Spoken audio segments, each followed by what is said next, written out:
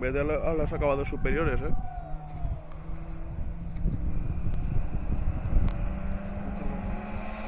Esto es un Dacia. Un Sandero.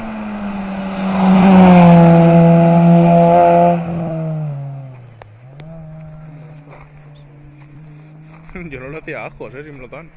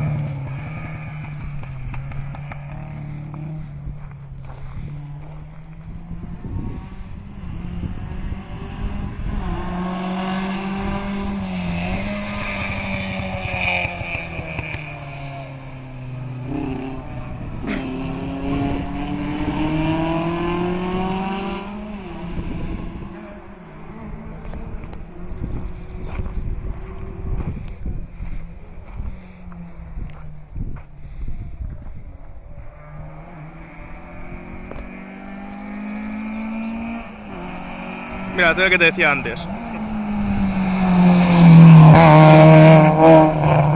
Eso es lo que te decía antes.